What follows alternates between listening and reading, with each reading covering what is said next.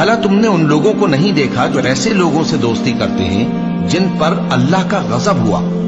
وہ نہ تم میں ہے نہ ان میں، اور جان بوجھ کر جھوٹی باتوں پر قسمیں کھاتے ہیں۔ اللہ نے ان کے لیے سخت عذاب تیار کر رکھا ہے۔ یہ جو کچھ کرتے ہیں یقیناً برا ہے۔ انہوں نے اپنی قسموں کو ڈھال بنا لیا ہے اور لوگوں کو اللہ کے رستے سے روک دیا ہے، سو ان کے لیے ذلت کا عذاب ہے۔ اللہ کے عذاب کے سامنے نہ تو ان کا مال ہی کچھ کام آئے گا اور نہ اولاد ہی کچھ فائدہ دے گی۔ یہ لوگ اہل دوزخ ہیں، اس میں ہمیشہ جلتے رہیں گے۔ جس دن اللہ ان سب کو جلا اٹھائے گا تو جس طرح تمہارے سامنے قسمیں کھاتے ہیں اسی طرح اس کے سامنے بھی قسمیں کھائیں گے، اور خیال کریں گے کہ ایسا کرنے سے کام چل جائے گا۔ سنو، یہی تو ہیں جھوٹے۔ شیطان نے ان کو قابو میں کر لیا ہے اور اللہ کی یاد ان کو بھلا دی ہے۔ یہ لوگ شیطان کا ٹولہ ہیں، اور سن رکھو کہ شیطان کا ٹولہ ہی نقصان اٹھانے والا ہے۔ جو لوگ اللہ اور اس کے رسول صلی اللہ علیہ وآلہ وسلم کی مخالفت کرتے ہیں وہ نہایت ذلیل ہوں گے۔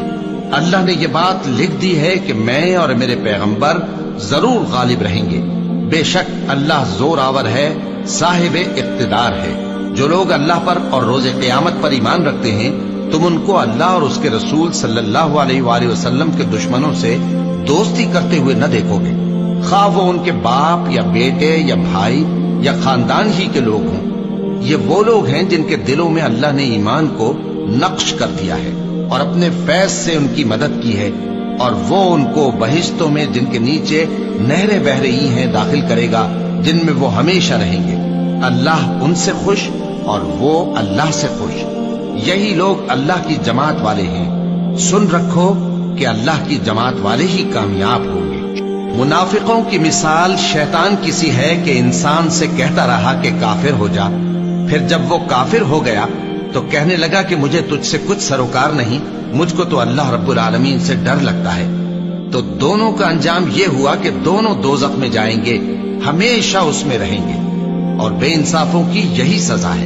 اے ایمان والو، اللہ سے ڈرتے رہو، اور ہر شخص کو دیکھنا چاہیے کہ اس نے کل یعنی آخرت کے لیے کیا سامان بھیجا ہے۔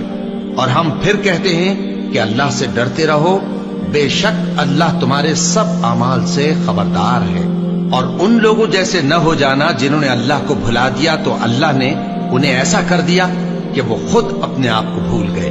یہی لوگ ہیں نافرمان۔ اہل دوزخ اور اہل بہشت برابر نہیں، اہل بہشت ہی کامیابی حاصل کرنے والے ہیں۔ اگر ہم یہ قرآن کسی پہاڑ پر نازل کرتے تو تم اس کو دیکھتے کہ اللہ کے خوف سے دبا اور پھٹا جاتا ہے۔